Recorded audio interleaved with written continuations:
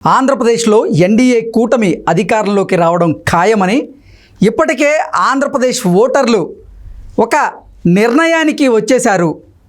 నేను విశాఖలో ఎన్నికల ప్రచారంలో పాల్గొన్నటువంటి నేపథ్యంలో ఓటర్లలో ఒక చైతన్యం చూశాను. ఆ ప్రభుత్వం మీద, ఆంధ్రప్రదేశ్ ప్రభుత్వం మీద ఉన్నటువంటి వ్యతిరేకతను చూశాను.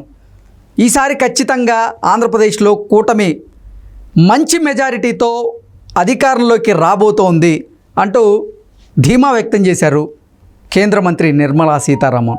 ఈ నేపథ్యంలో అటు ఆంధ్రాతో పాటుగా తెలంగాణలో కూడా భారతీయ జనతా పార్టీకి అనుకూలమైనటువంటి పవనాలు వీస్తున్నాయి అంటూ ఆవిడ కొన్ని కమెంట్స్ చేసినటువంటి నేపథ్యంలో ఈ అంశం మీద మనతో చర్చించేందుకు ప్రముఖ రాజకీయ విశ్లేషకులు నిమ్మగడ్డ సీతారత్న కుమారి గారు మనతో ఉన్నారు. మేడంతో మాట్లాడదు.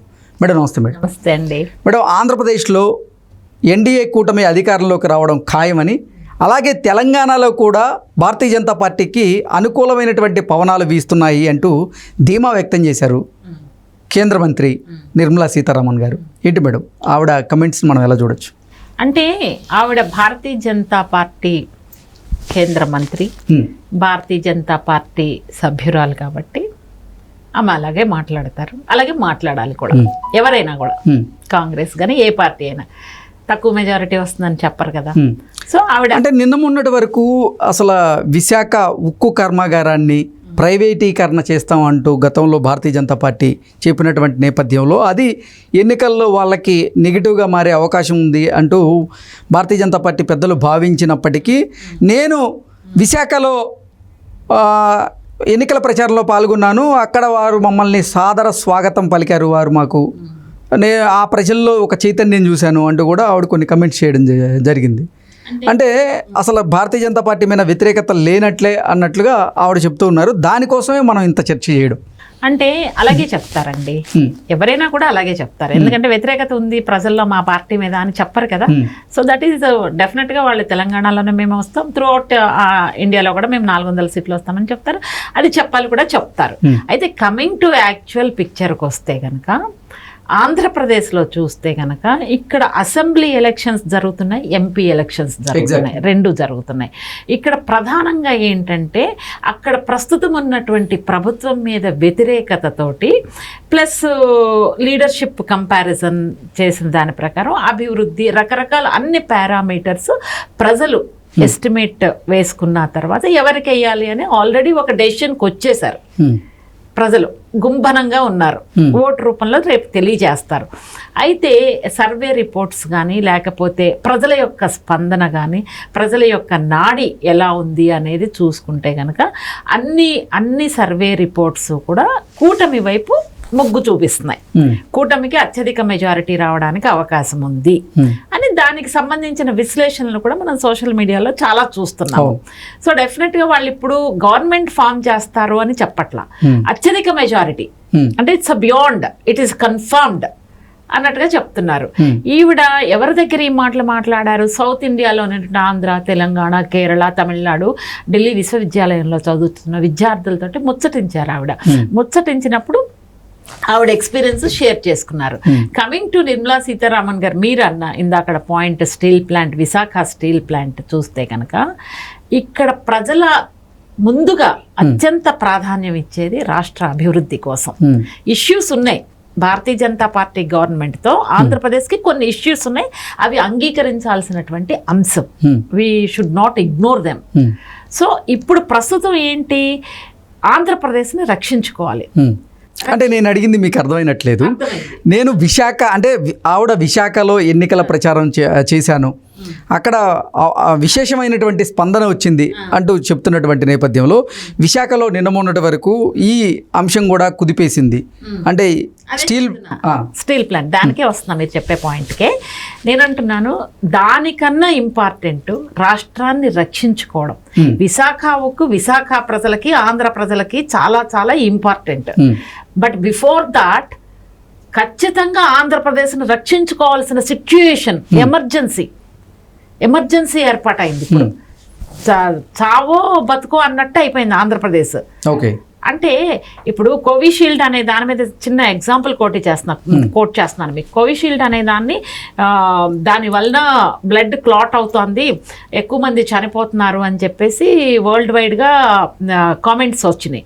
అంటే దానికి ఆ సంస్థ కూడా స్పందించింది నిజమే అంటూ కూడా కానీ దానికి అది ఇబ్బంది ఉన్నప్పటికీ కూడా ముందు అక్కడ చచ్చిపోతున్నారు మనుషులు ఆన్ ద స్పాట్ కోవిడ్ వచ్చి, వాళ్ళని బతికించడం కోసం కోవిషీల్డ్ని యూజ్ చేశారు. కొంత ఉంది ప్రాబ్లం ఉంది, ఇష్యూ ఉంది. Now they stopped and they are taking back their stocks. ఆదేశాలు ఇచ్చింది, తీసేసుకున్నారు. కానీ అదే స్పాట్లో చనిపోయే వ్యక్తిని అంటే ఆపుతున్నారు కోవిడ్ వచ్చినప్పుడు. సో అలాగని నేను ఇక్కడ అది సపోర్ట్ చేయట్లేదు, కానీ ఎగ్జాంపుల్ కోట్ చేశాను. నేనేమంటున్నానంటే ఇప్పుడు ఆంధ్రప్రదేశ్ని రక్షించుకోవాలి, ఇమ్మీడియట్గా రక్షించుకోవాలి. దానికి ఆల్టర్నేటివ్ ఏంటి? ఎన్డీఏ కూటమి. అది బీజేపీకి ఫేవరా, జనసేనకు ఫేవరా, టీడీపీకి ఫేవరా అనేది పక్కన పెడితే బతకాలంటే మనం ఈ ఆసరా పట్టుకోవాలి, కూటమి అనే ఆసరాని.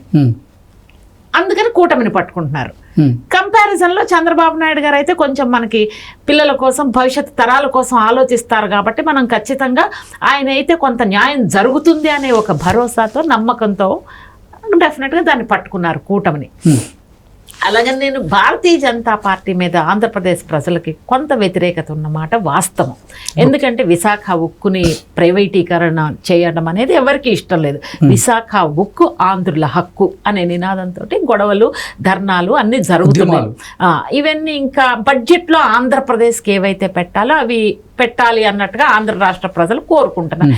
ఇలాంటివి కొన్ని ఉన్న సందర్భంలో ఈ కూటమితోటి ఏంటంటే ఒకలాంటి పాజిటివ్ ఇంపాక్ట్, మోడీ గారికి అంతర్జాతీయంగా ఉన్నటువంటి ఫేమ్, ఆయన తీసుకున్న నిర్ణయాలు, సర్జికల్ స్ట్రైక్ కావచ్చు, ఆర్టికల్ 370 కావచ్చు, 10 yearsలో ఎక్కడ బాంబ్ బ్లాస్ట్లు అవ్వకపోవడం, వెరసిన మోడీ గారు ఇండియా యొక్క ప్రతిష్టని ఒక స్టెప్ ఎక్కువ తీసుకెళ్లారనేది ఆలోచించాల్సినటువంటి అంశం డెఫినెట్గా. సో ఈ విధంగా వాళ్ళు ఏంటంటే ప్లాన్ చేసుకుని మంచి మెజారిటీ వస్తుంది, మంచి అనుకూల పవనాలు ఉన్నాయని చెప్పారు. ఆవిడ చెప్పింది కూడా వాస్తవమే. సో కూలంకషంగా డీప్గా అనాలిసిస్ చేస్తే కొంచెం ఇలాంటి పాయింట్స్ అన్నీ వస్తాయి మనకి. సో అది డెఫినెట్గా ఆంధ్రప్రదేశ్లో భారీ మెజారిటీతో అది ఆవిడ చాలా ధీమా అని వ్యక్తం చేశారు. దట్ ఈస్ రైట్ యాక్చువల్గా ఇప్పుడున్న సిచ్యుయేషన్ బట్టి. ఎనివే రేపు 13th వేస్తారు, 3rd June మళ్ళీ మనం కలుసుకుని మాట్లాడదాము. సో అది పక్కన పెడితే కమింగ్ టు తెలంగాణలో కూడా అనుకూల పవనాలు ఉన్నాయి అని మాట్లాడుతున్నారు. డెఫినెట్గా సెంట్రల్ లెవెల్లో అంటే కొన్ని అందరూ అని చెప్పను, కానీ కొంతమంది మోడీకి లీడర్షిప్ మీద నమ్మకం ఉన్నమాట వాస్తవం. అయితే ఇప్పుడు తెలంగాణలో కాంగ్రెస్ బలంగా ఉంది. కాంగ్రెస్ చాలా బలంగా ఉంది, దానికి అనుకూల పవనాలు కూడా ఉన్నాయి.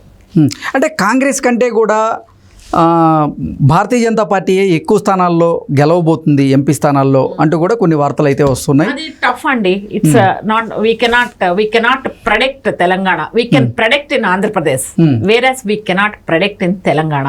ఎందుకంటే రేవంత్ రెడ్డి గారు ఇప్పటి వరకు హుందాతనంగానే రాజకీయాలు చేస్తున్నారు, హుందాతనంగానే అమలు చేయడానికి ఆయన చిత్తశుద్ధితోనే పని చేస్తున్నారు.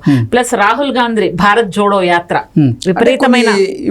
విపరీతమైన అభిమానం వచ్చింది భారత్ జోడో యాత్ర. కొన్ని సర్వేలు వచ్చినాయి, కొన్ని సర్వేల్లో చూసుకున్నా కానీ కాంగ్రెస్ 6 నుంచి 7 స్థానాలు లేదా 8 స్థానాలు ఉంటే, సేమ్ భారతీయ జనతా పార్టీ కూడా 7 స్థానాలు లేదంటే 8 స్థానాలు అయితే ఖచ్చితంగా అంటే హోరాహోరీ పోరు ఇక్కడ కేవలం కాంగ్రెస్ అలాగే భారతీయ జనతా పార్టీ మధ్య జరిగే అవకాశం ఉందన్నట్టుగా అన్ని సర్వేలు కూడా చెప్తూ ఉన్నాయి.